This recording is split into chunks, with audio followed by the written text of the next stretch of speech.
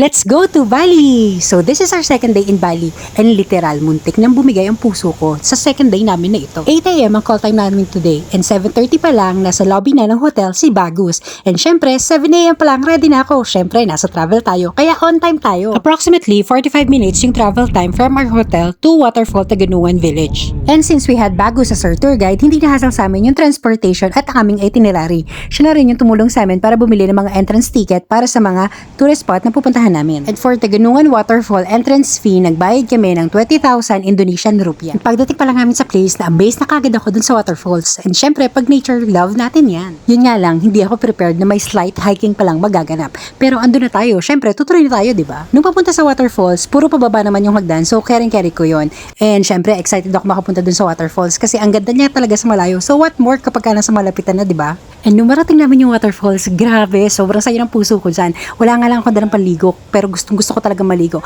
Kaya tamang picture at video na lang muna tayo. And yun na nga, after dyan namin sa waterfalls, syempre akit na kami. And grabe, muntik na talaga ako mahimatay as in. Sobrang init na din kasi ng time na yan at mayroong part dyan na medyo matarik yung mga hagdan, kaya sobrang nakakapagod talaga. At ayun na nga, nung makarating kami sa taas, nagharap kaagad ako ng tubig kasi sobrang uhaw na uhaw ako. And then, nagharap din ako ng maabibilhan ko ng ice cream. Oo, ice cream din talaga ang hinanap ko. After ng Taganuan Waterfall, yung next naming pinuntahan was Coffee Luwak Maker. Isa talaga to sa mga tourist spot na gusto ko talagang puntahan kasi nga mahilig ako sa kape. And syempre, curious din talaga ako matikman yung Coffee Luwak kasi nga sabi nila, isa daw to sa pinakamahal na coffee sa buong mundo at rare coffee talaga siya. Ito nga pala yung palm civet at yung pupo niya yung ginagawang Coffee Luwak. Sobrang na-amaze talaga ako dun sa process at dun sa effort na binibigay nila para makapag-produce ng coffee luwak at iba't ibang klase ng teas. And syempre, hindi ko talaga pinalampas yung pagkakataon na matikman ko lahat ng teas and coffees na pinuproduce nila sa lugar na to. Bumili na rin ako ng coffee luwak at saka iba pang coffee powder at teas na iuwi ko sa Pinas. After dyan, pumunta na kami sa Tirtha Empol Temple. So bago ka makapasok sa place na to, kailangan mo magsuot ng parang sarong nila and free naman yun na makukuha mo upon entrance. This temple is considered as one of the holiest water sources in Bali and pwede mo dito ma-experience yung tinatawag nilang holy bath. At kita nyo naman kung gaano kadaming turista ang gustong ma-experience yung holy bath, kaya hindi ko na binalak na pumili pa. Nilibat ko na lang yung place para makapag-video at picture and nagpakain ako ng isda.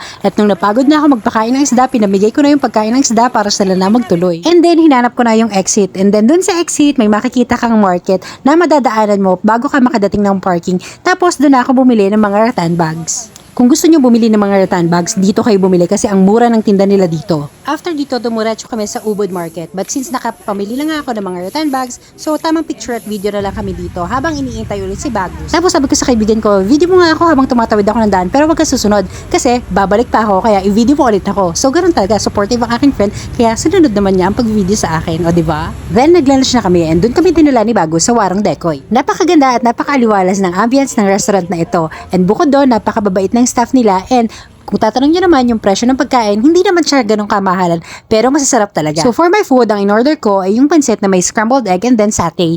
Tapos, tumorder din ako ng quesadilla. And for my drink, ang in-order ko ay mango fruit shake. Sobrang na-enjoy ko yung mga in-order kong food kasi ang sasarap naman talaga. Pero hindi ko naubos yung quesadilla, kaya itinake out ko na lang and kinain ko sa hotel nung makauwi kami. After namin kumain, tumambay lang ang konti and then dumiretso na kami sa rice terraces. Ito talaga yung isa sa mga places na pinuntahan namin ng day 2 na sobrang na-enjoy ko kasi naman napaka-relaxing and very calming na place. Pero dahil nga sobrang init and sobrang pagod na rin ako nung time na yan, hindi na ako naglakas ng loob na bumaba pa dun sa rice terraces kasi nga natatakot ako na baka bumigay yung puso ko. Tinaray ko pa rin naman ng konti na bumaba, kaya lang feel ko talaga na pagod na ako and sobrang exhausted na, kaya hindi ko na talaga sinubukan pang bumaba talaga dun sa pinaka rice terraces. Tamang video and picture na lang ako dun sa mga pugad. So ayun, na-enjoy ko rin naman. So after dyan, hinatid na kami ni Bagus sa aming hotel and doon, pagkarating sa hotel, nag-decide ako mag-swimming. So that's all for this vlog. This has been Bern. See you on the next one. Yun na yun.